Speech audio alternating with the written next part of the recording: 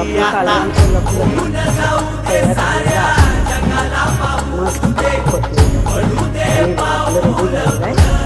आज आपण बनवते कालवं रविकांत पाया वाटीवर कालवं आपल्याला येऊ दे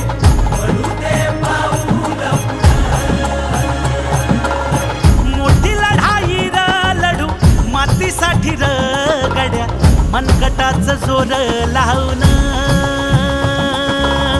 दाटला जरी अंधार एकजूट होऊ आज दिवा देऊ तेज धावून तू आभाळ आभाळ वादळ तुझ तू राजा आसमान